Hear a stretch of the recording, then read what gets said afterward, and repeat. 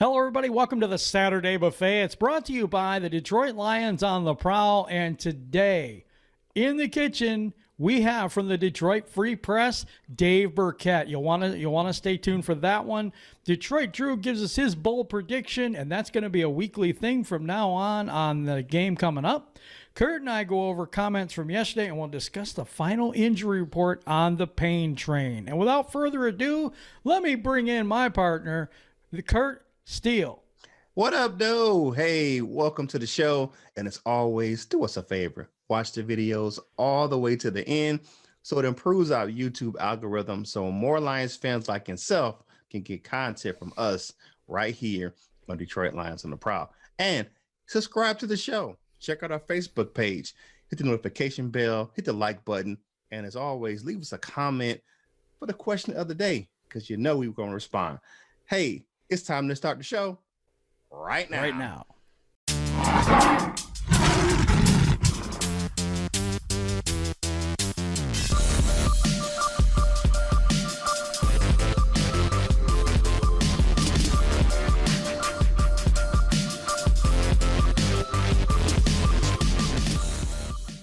Welcome back to the show, and today's question of the day is, what is the key to tomorrow's Detroit Lions versus Atlanta Falcons game? Leave that in the comment section below. And as always on our show, we love to hear your responses. And here are some of the responses from yesterday.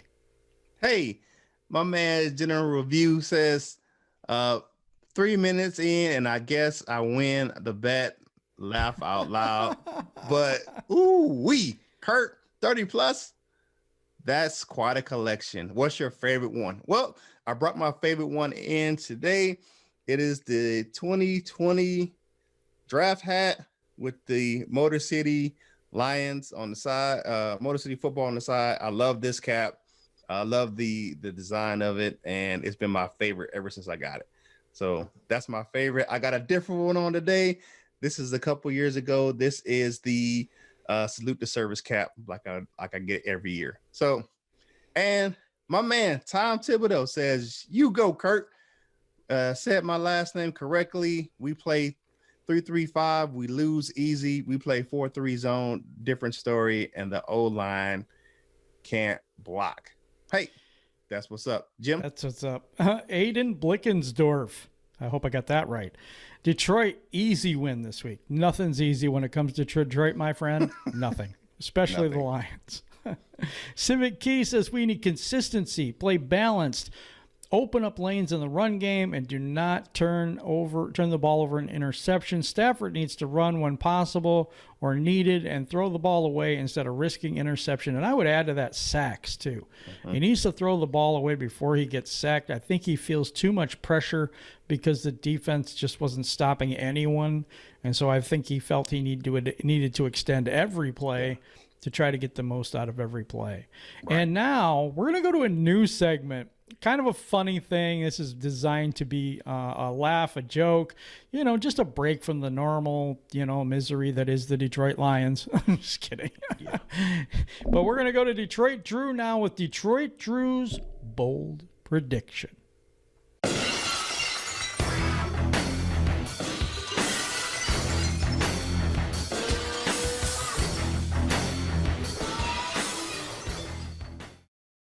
Yo, what's going on, peeps? It's your boy Detroit Drew here, and today on this segment, I'll be giving my bold prediction for this week's matchup between the Atlanta Falcons and our beloved Detroit Lions.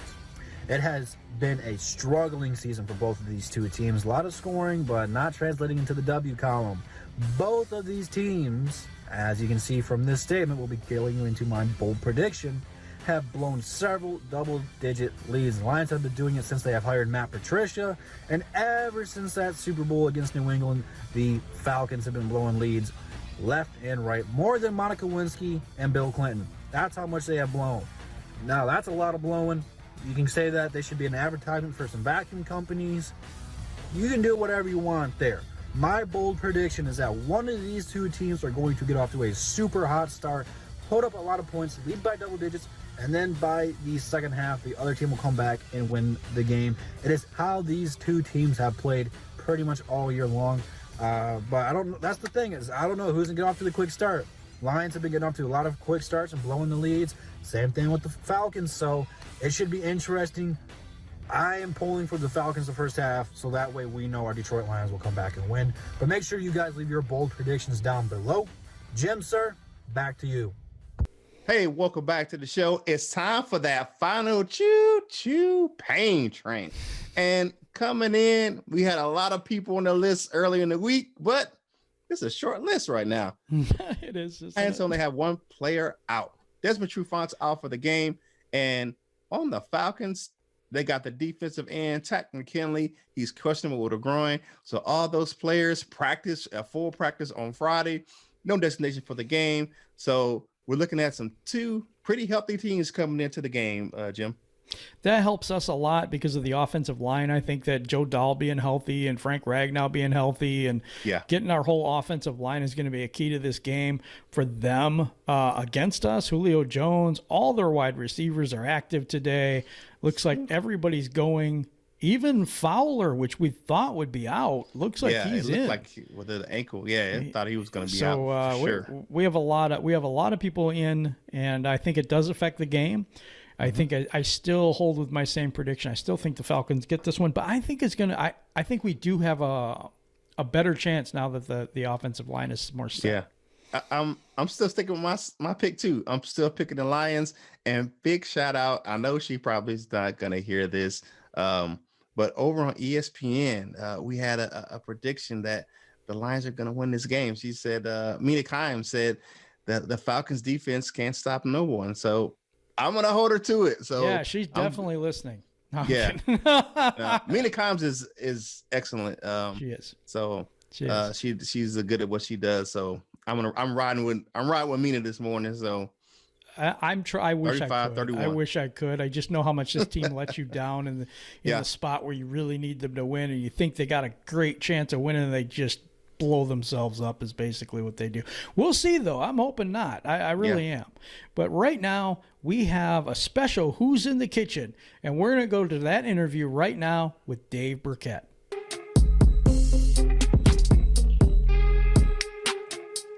I'd like to welcome in today from the Detroit Free Press, Dave Birkett. Thank you for taking the time with us today. Thanks, Dave. You got it, fellas. All right, Kurt, you have the first question for Dave today.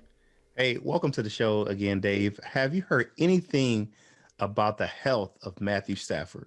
And does he look right to you? You know, I've wondered that myself, and I think it was Sean Ryan that I asked that of a couple weeks ago, whether the back was an issue at all, because he's not playing like he was last year. I don't know if it's injury related. He looks okay, from a physical standpoint. He looks a little mentally drained, but I think you're right that Matthew is not playing up to the level that most of us expected this year. And I haven't quite been able to put my finger on why. So everyone within the organization, from Matthew on up, says that he's okay health-wise. But look, we all know the history, two back injuries, a back injury each of the last 2 years. And hey, it's the back. So it's got to be something to be concerned about. Yeah. All right. Do you think Kenny Golladay gets paid, traded, or do you think they let him walk at the end of the season? I still think he gets paid, and I'm starting to be in the minority on this view, but look, I think, the Lions realize Galladay's importance, and, Golladay has said he wants to be here, and I guess the longer this drags out, maybe you certainly risk ruffling some feathers there or having some hard feelings. But look, I think the holdup is just money right now, and I sort of laid the two, sides of where I guess they could stand out in a column I wrote the other day, where, the average of the franchise tags right now, or the franchise tag next year, if you take the high estimate, it's about $18 million. That's what it was this year. From Kenny Galladay's standpoint, I have to assume that's what he's asking for. I don't know the specific numbers. Some NFL teams, they think those, it's a very complicated formula, when it comes to the franchise tag numbers. They think that number for a wide receiver could go as low as about $15.5 million next year. So I think that's sort of where the discussion is, just based on what the salary cap's going to be, and maybe the Lions, and maybe with some of these other teams that have not got a deal done with wide receivers yet. The Chicago Bears and Allen Robinson, There's a couple of them out there. Maybe that's where the holdup is. So I still think the Lions want him to be a part of this franchise. Still think Galladay wants to be here. You have to remember that they have the franchise tag to use, next year as well. So I don't think the Lions will trade him at the deadline. I know that's been a popular theory because the Lions traded Golden Tate and Quandre Diggs the last couple of years. But I still am holding out onto my belief that this will get done. All right. Now, if the Lions have a setback and they get to losing again, do you think Quinn and Patricia make it to the end of the year, or they get fired during the season? Yeah, I mean, if it's a big setback, no. They're clearly on the hot seat, and Matt his seat is a little warmer than Bob's, frankly. Just general managers, they tend to get two, picks, and who knows what happens. I do think those two are linked at the hip a lot. But look, if the Lions really stumble here in this next, I think it's 6 games that they have between now and Thanksgiving, very winnable games.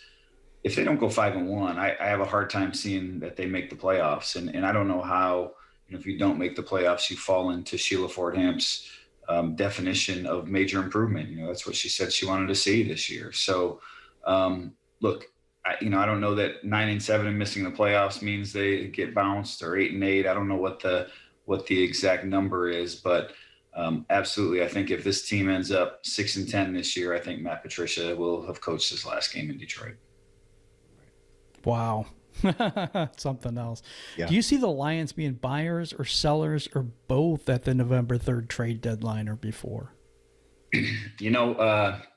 Bob Quinn's obviously got a history of making trades at the deadline, so I guess it wouldn't surprise me if they were either.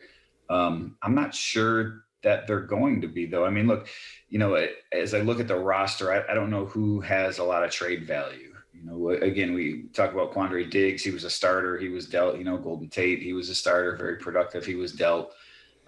Certainly suggestions have been made that Marvin Jones could fall into that category, but I think Jones's value to the Lions is maybe greater than it is to another team right now. He hasn't put up big numbers, and I don't know, what's a team going to give up for that, right? A 6th-round pick. I don't know, what the market value there is for a 30-year-old receiver, in the final year of his contract, that's not putting up great numbers. But I think for the Lions, he does some of the dirty work things that they appreciate, and he is a little bit of a, safety blanket to have, I guess, in case Galladay goes down. So, he would be the most likely candidate, I guess, but I just don't know that there'll be much of a market there for him. And so from the buying standpoint, I certainly could see the Lions trying to add some help for their pass rush, especially with Julian Okwara out now. And maybe there is someone there on the defensive line, be it interior or exterior, that they go out and get. But again, I think this game Sunday against the Atlanta Falcons and next week against the Indianapolis Colts, if they don't win both those games, I don't know how you make a big swing for the fences given the situation that they're in. That makes sense. There's one rumor that's going around that's the Steelers are interested in Jared Davis. Do you see anything going on with that? Is that just kind of rumor? That's the other name, I guess, rumored about, but it's sort of the same thing as Marvin Jones, where I don't know what the value is that you're gonna another team is going to pay to get him. And look, right, the Steelers, they lost Devin Bush, and that's a team that's contending, so maybe they could use some help at the linebacker spot. Again, I could see that because Jared Davis is he's an extra linebacker for this team right now, and in a limited role, he's played a little bit better. And I do think that maybe you can see the snaps tick back up here, this week or next before the deadline. I don't know if that's to showcase him or just because he's earned them, but I could see something like that. But what's the return that you're getting? If you get a 5th-round pick for Jared Davis, good for you. This is the last year of his contract, sort of the same thing. But I wouldn't, qualify that as any sort of major deal. Yeah, I know you haven't had access to the players directly, but what seems to be the mood of the team this year? I know they've had some some trials and tribulations, but what seems to be the heartbeat of the team right now? Yeah, that's tough to put a finger on, because you're right. Not having access to the locker room this year, that's the one thing that we really miss out on. The only thing the access we get is on these Zoom calls that are put on by Lions PR, where there's a dozen reporters on the phone, and you don't get the truths that you want a lot of times there. The only thing I can say is that I think players have said publicly that they're behind Matt Patricia, that they're this is still a team they believe in, a program that they believe in. Sort of like we talked with Stafford, there seems to be some frustration on the field, or there did early on in the season, at least, when they were having some of these very familiar losses. So I think this is a key stretch that we're in right now to make this locker room buy in, to feel good about where this program is headed for the rest of the year. And, ultimately, I don't know if that's going to be enough, to save Matt Patricia's job. But certainly the locker room has changed from 2018, where it's not widespread, dislike for the program. So it's in a better spot than it was. But, you need some wins in order to make it really cohesive. Thank you, Dave. I really appreciate you coming on with us. Dave Birkett from the Detroit Free Press. I really appreciate you today. You got it, guys. We'll talk to you again. That was a really good interview, and I'm glad Dave took that time to do that with us. I really appreciate him. Okay, for dessert today, the Detroit Lions are also the only NFL team that don't have a single pass completion that's resulted in negative yards. Wow. That's good. That's really good. So, when we say there's a lot of bad things about this team, that is one of the good things. Detroit Lions are also the only NFL team that don't have a single pass completion which resulted in negative yards. That's a rare feat. It's a rare feat. Especially with the screens that we throw. Oh, for sure. Yeah. Okay, Kurt, it is time. Time to close the show. Hey, thank you for joining us right here on the Saturday Buffet on Detroit Lions on the Prowl. We appreciate it. Watch the video all the way to the end. So if you're looking at me right now, that means you're at the end. So do us a solid. Hit the subscribe button, hit the like button, respond to the question of the day in the comments, or just tell us what you want us to cover in the next video. So as always, we appreciate you right here at Detroit Lions on the Prowl. And as always, whatever you do in life, you got to boss up, ball out, and be the best version of you that you can be. For my man Jim over here at Detroit Lions on the Prowl, this is Kurt Steele, and we will holler at you real soon.